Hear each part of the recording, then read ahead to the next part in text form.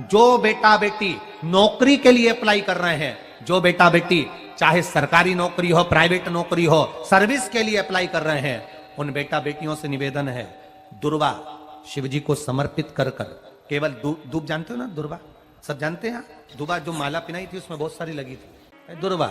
जो बेटा बेटी सर्विस के लिए अप्लाई कर रहे हैं, तुम मेहनत करो, पढ़ाई करो, खूब पढ़ो, खूब तैयारी करो, अच्छे से तैयारी करो, जितनी मेहनत तुमने पूर्व में करी उससे दुगनी मेहनत तुम करो उस नौकरी को पाने के लिए। और साथ में जब एग्जाम के लिए जाओ, कहीं इंटरव्यू देने के लिए जाओ, दुर्वा शिव जी को, इस दुर्वा का जो डंडी का मुख है ये अशोक सुंदरी वाली जगह, फिर समझ लीजिए जैसे ये शिवलिंग, ये गोल जलाधारी, यहां से पानी नीचे गिरता है, बीच में अशोक सुंदरी का स्थान होता है, तो ये जो दुर्वा हम चढ़ाएंगे तो इसका डंडी का मुख शिवलिंग के ऊपर चढ़ाएंगे तो ये शिवलिंग पर डंडी की जो भाग है वो अशोक सुंदरी की ओर हो गया और ये भाग इस ओर हो गया। शिव जी को समर्पित कर कर पहले दुर्वा चढ़ाएंगे, उसके बाद में देवाधिदेव महादेव को एक लोटा जल जो तुम घर से लेकर गए हो वो समर्पित करो। 3 महीना लगातार अपनी पढ़ाई की मेहनत करो, अपने इंटरव्यू की मेहनत करो और खूब अच्छा पढ़कर साथ में एक लोटा जल और दुर्वा, शिव जी को भले 10 दुर्वा की जगह केवल एक दुर्वा चढ़ाओ, चढ़ाकर जल चढ़ाना, 3 महीने तक लगातार बाबा से प्रार्थना करना। विश्वास कहता है अगला पत्र तुम्हारा व्यासपीठ पर होगा, नौकरी मिलेगी, निश्चित है।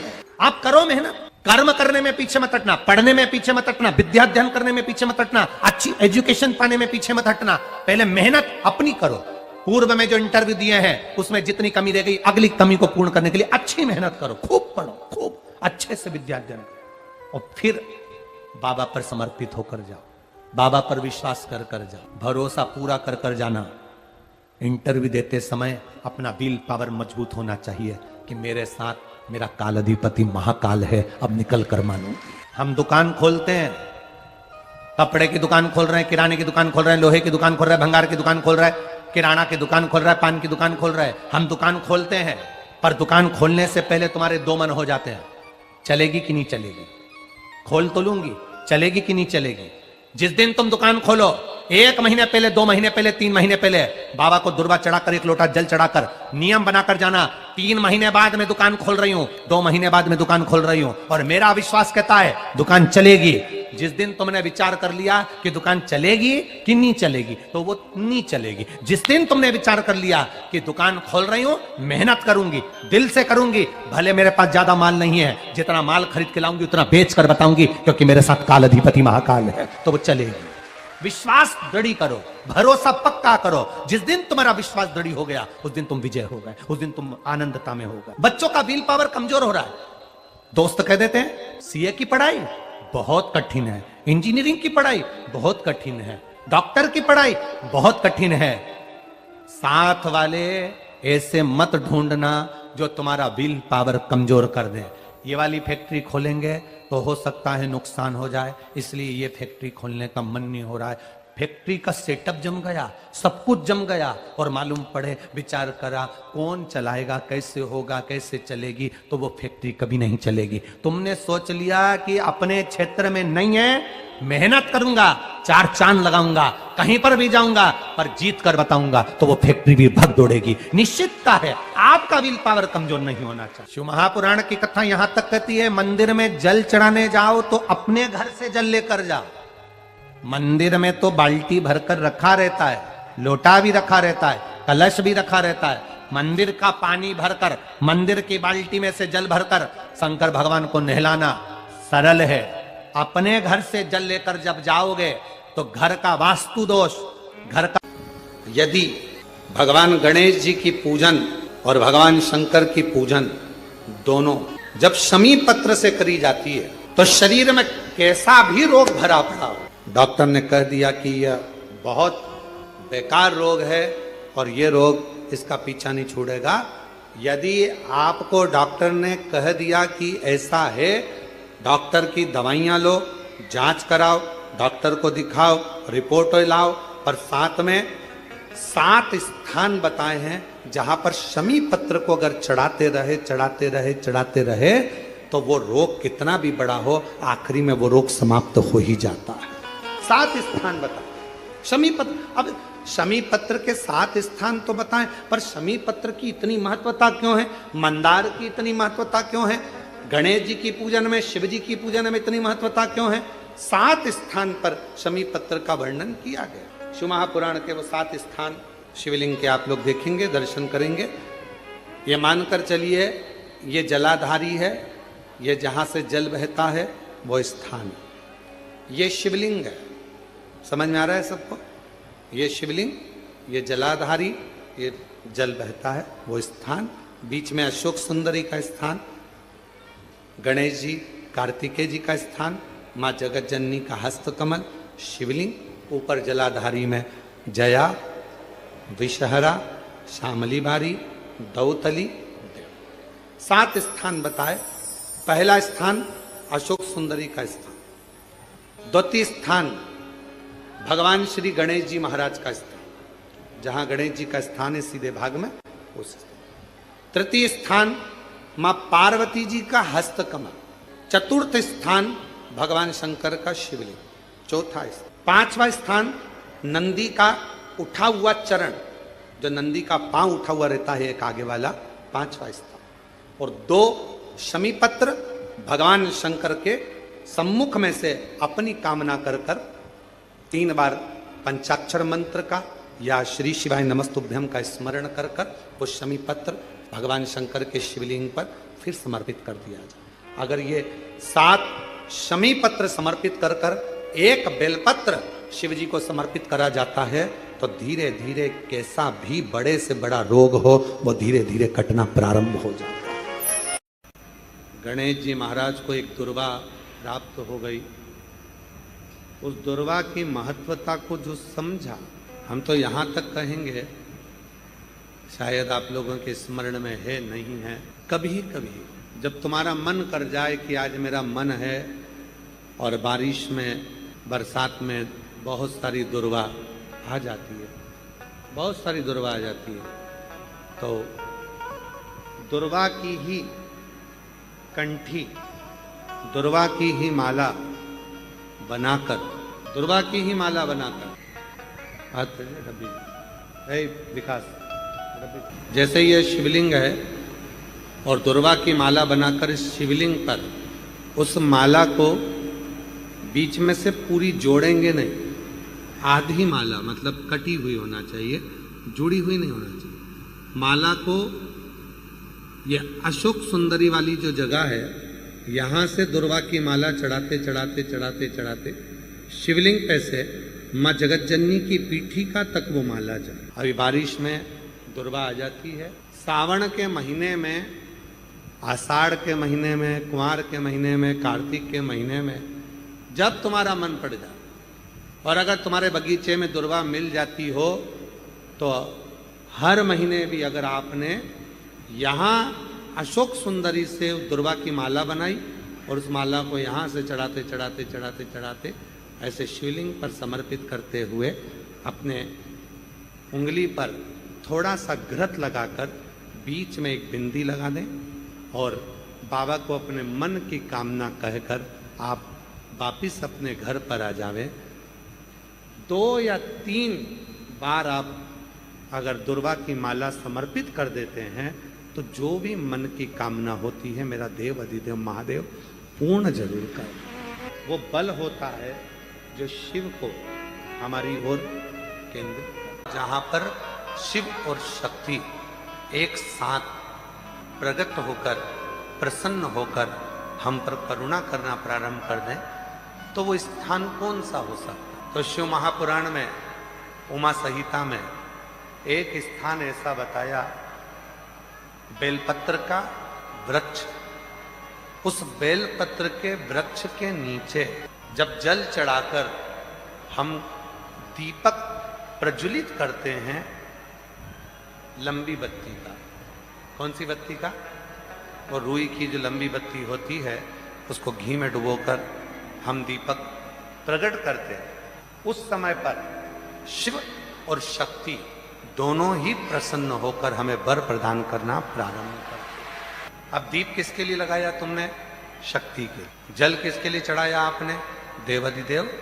और देवी को जब कोई दीप लगता है कुल देवी को, माँ आद्य शक्ति जगत जननी जगदम्बा दुर्गा भवानी को, माँ वीणा वादनी को, माँ शारदा को, माँ संतोषी को, माँ लक्ष्मी को, माँ जगत जननी दुर्गा भवानी को, कोई भी माता को यदि दीपक लगाया जाता है तो वो बत्ती गोल नहीं होती, वो फूल बत्ती का नहीं होता।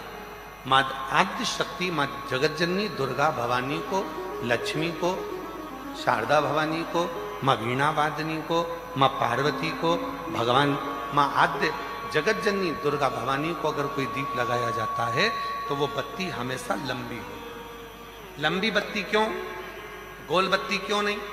तो कहा जब हम माँ आद्य शक्ति जगत जननी को लंबी बत्ती का दीपक लगाते हैं तो हमारा वंश बढ़ता चले जाता है, वो वंश घटता नहीं, वो वंश नहीं घटता। इसलिए शिव और शक्ति देवी को अगर प्रसन्न करना है तो अग्नि से होगा, और अगर महादेव को प्रसन्न करना है तो जल से।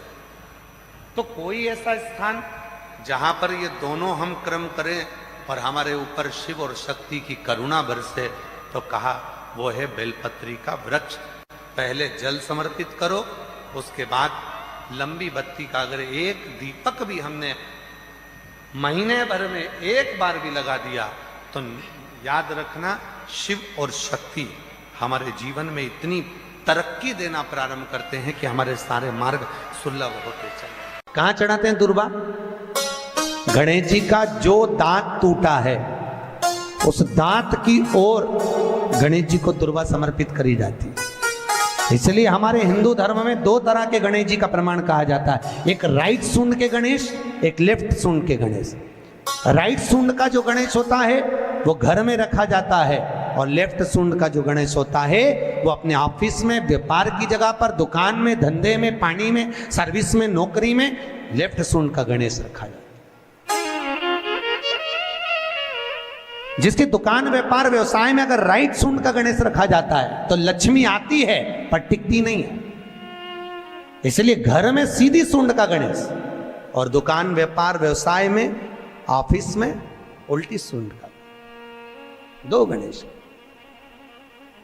तो इसका मतलब ये थोड़ी ना कि तुम्हारे घर में गणेश जी बैठा तो तुम उठा के कोई बदल लिया, यहां कहां दिया, यहां कहां दिया।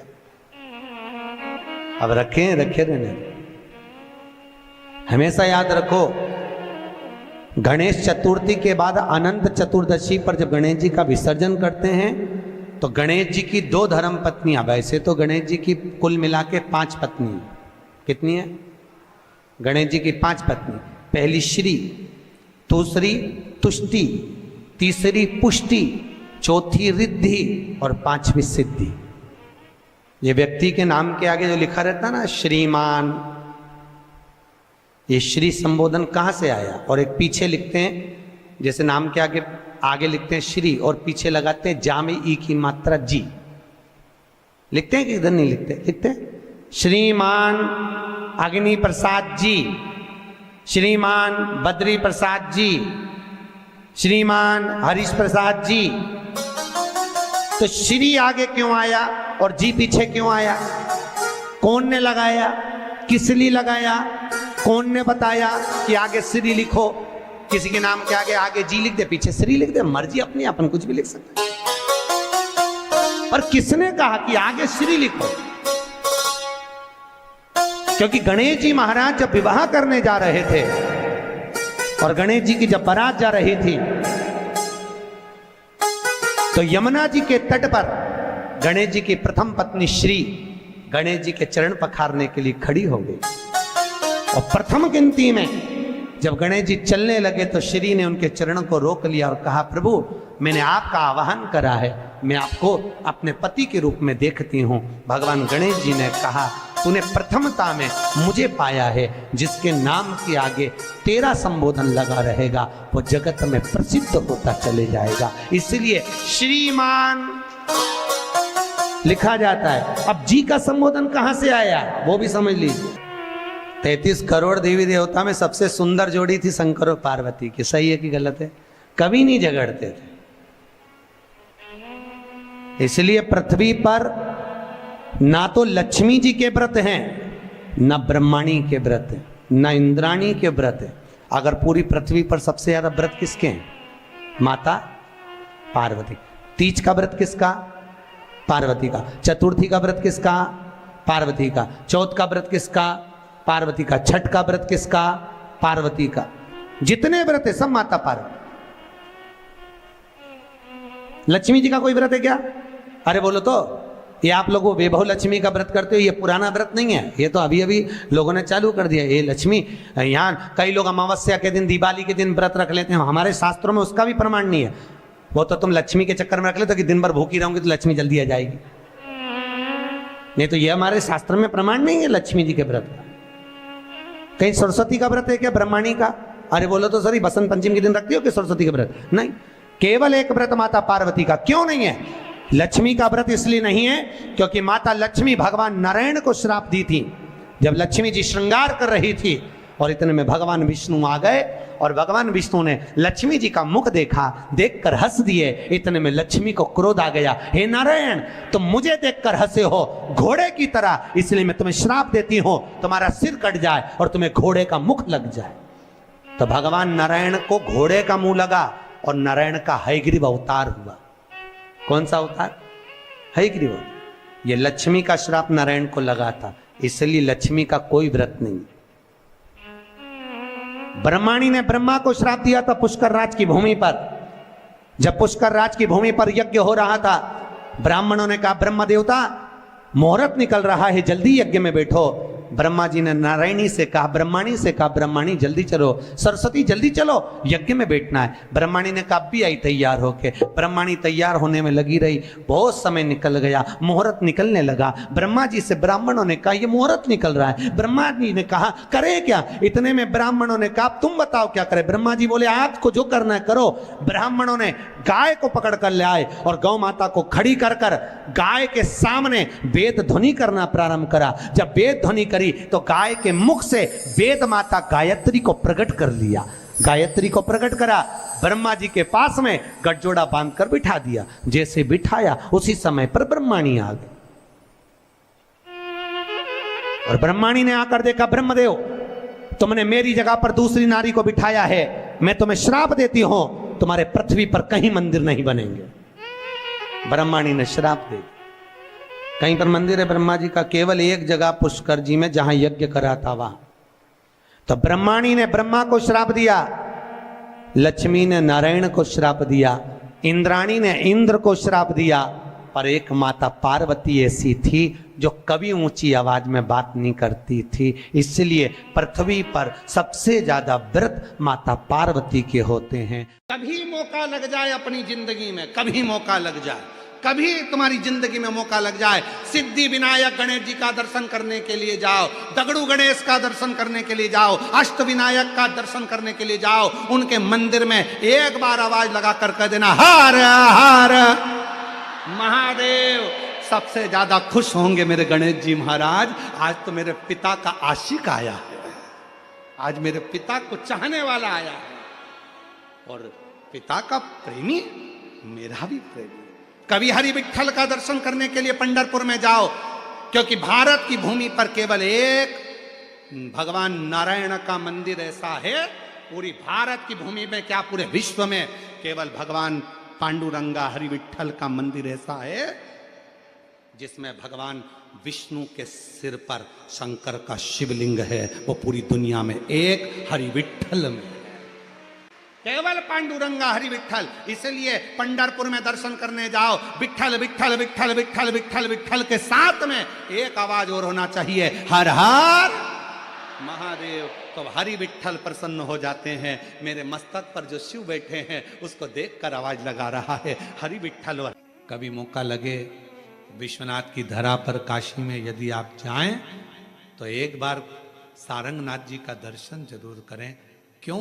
क्योंकि वो एक ऐसा दिव्य दर्शन है, सारनाथ भगवान का एक ऐसा दिव्य दर्शन है, उस कुंड का ऐसा दिव्य दर्शन है जहां पहुंचकर हम जो कामना लेकर, अगर कितना भी जीवन में ऋण पड़ा हो, कितना भी कर्जा पड़ा हो, कितना भी दुख पड़ा हो, कितनी भी तकलीफ पड़ी हो, अगर काशी में सारनाथ भगवान का दर्शन यदि कर लेते हैं तो हमारी जिंदगी के सारे दुख धीरे धीरे धीरे धीरे, हमारा कर्जा धीरे धीरे चूक जाता है, समाप्त हो जाता है।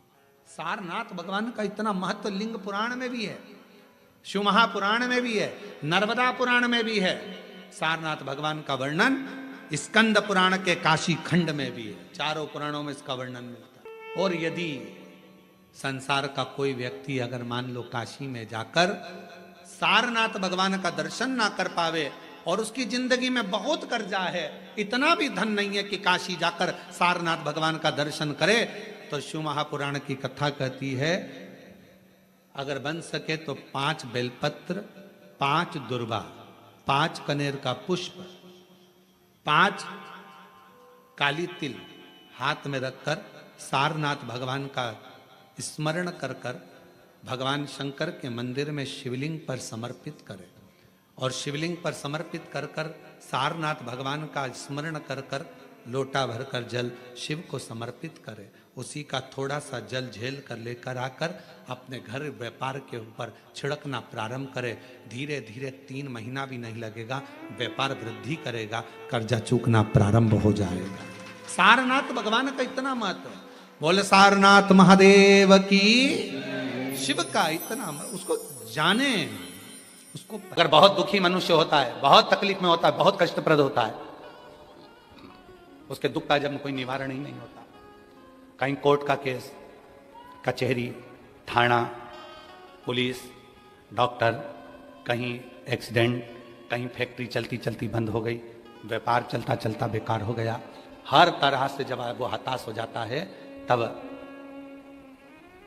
अब आप लोग तो बिहार भोजपुर जाकर, बिहार के भोजपुर में अरण्या देवी का मंदिर है और आप तो वहां नहीं जा सकते, तो उसके लिए 7 लाल पुष्प या एक ही पुष्प की 7 लाल पत्तियां, 7 दुर्वा के साथ में, 7 लाल अक्षत के साथ में, यदि अरण्यानी देवी के नाम से, अरण्यानी देवी के नाम से यदि बेलपत्र के वृक्ष के नीचे समर्पित कर दिया जाता है तो वो अरण्यानी देवी तुम्हारे घर के जितने भी दुख होते हैं, चाहे कोर्ट से जुड़ा हो, पुलिस से जुड़ा हो, चाहे फैक्ट्री बंद हो रही हो, व्यापार बंद हो रहा हो, तो अरण्यानी देवी उसको संभाल लेती है और बल देकर उसको पुनः आगे बढ़ा देती है। अरण्य कौन सी देवी है? जम के बोलो, अरण्यानी देवी। जम के बोलो, अरण्यानी देवी। और बहुत ध्यान देना महाराज, जिस नारी के गर्भाशय में अगर गट्ठान हो जाए, बच्चादानी में कोई प्रॉब्लम हो जाए और गर्भाशय में डॉक्टर बोले कि इसका बड़ा ऑपरेशन कराना पड़ेगा, या गर्भाशय में कोई तकलीफ ज़्यादा ही हो गई है, या किसी रूप में पुरुष या स्त्री या बच्चे या बड़ों के उधर नाभि से नीचे हर्निया से जुड़ी हुई कोई प्रॉब्लम हो गई है, तो भी अरण्यानी देवी का स्मरण करने से, यहाँ तक यदि गर्भाशय की प्रॉब्लम है या पुरुष या स्त्री में हर्निया से जुड़ी हुई भी कोई प्रॉब्लम है, तो थोड़ा ध्यान देंगे।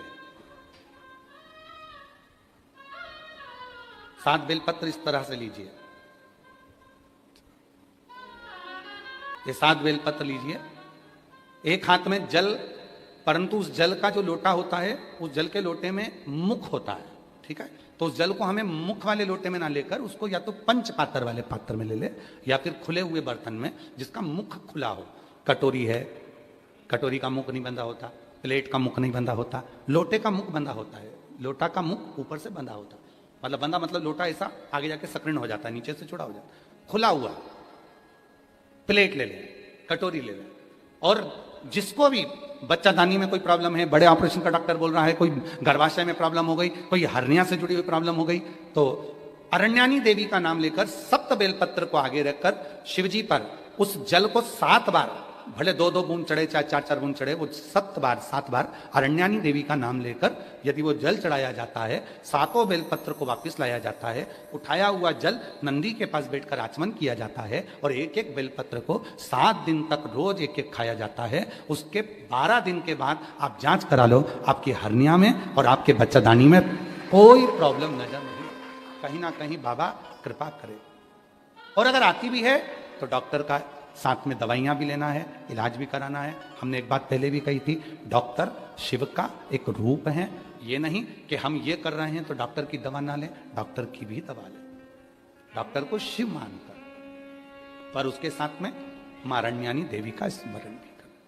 कल बाबा जी कह रहे थे कि एक बेलपत्र में वो औषधि है, और बाबा जी जब से लोगों ने बेलपत्र खाना चालू करी, रुद्राक्ष का पानी पीना चालू करा, तब से रिसर्च सेंटरों में रिसर्च हो रहा है कि इस बेलपत्र में ऐसा क्या है, रुद्राक्ष में ऐसा क्या है कि रुद्राक्ष के जल से लोग ठीक हो जाते हैं, बेलपत्र के सेवन से। फिर से बोलो एक बार, कौन सी देवी है? अरण्यानी देवी। और अगर इस देवी का दर्शन करना है तो कहां जाना पड़ेगा अपने को? बिहार के भोजपुर में अरण्या देवी का मंदिर है। कौन से कपड़े पहनती है माता? वृक्ष के पत्तों के। कौन से वस्त्र धारण करती है माता? वृक्ष की छालों के। माता कौन सा आभूषण पहनती है? वृक्ष के फूल के, पुष्प के। अरण्य कि नारी जब अपने केश में कोई पुष्प लगाती है, नारी जब अपने केश में कोई गजरा लगाती है, तो वह मां अरण्यानी को अपने मस्तक पर विराजमान कर कर रखती है, और उस नारी के गर्भ से जुड़ी हुई कोई परेशानी उसको होती नहीं है, कोई परेशानी। पर अब धीरे धीरे धीरे धीरे लोगों ने गजरा लगाना बंद करा, फूल लगाना बाणों में बंद करा, अब तो प्लास्टिक का फूल लगा लेती हैं। तो वो गजरा और फूल जो बंद हुआ, उसके कारण बस आज के जमाने में आप देखो, प्रत्येक माताओं को अगर सूचना मिलेगी तो कहा इसको गर्भाशय में प्रॉब्लम है, इसको गर्भ में गठान हो गई, इसको बच्चादानी में यह हो गया, इसको रजोधर्म से जुड़ी प्रॉब्लम हो गई। पहले ये नहीं होता था। अरण्यानी देवी का स्मरण ही हमारे को सुख प्रदान कर। अरण्यानी देवी, एक बार वापिस बोलेंगे सभी, जितने आस्था चैनल पर सुन रहे हैं, जितने फेसबुक यूट्यूब पर सुन रहे हैं, जितने सोशल मीडिया पर सुन रहे हैं, और जितने काशी की इस पवित्र धरा पर इस भवन में बैठकर सुन रहे हैं, वो कौन सी देवी है जो व्यक्ति के उदर से जुड़े हुए उसके नारी के एक एक रोग को समाप्त कर देती है? उसका नाम है अरण्यानी देवी।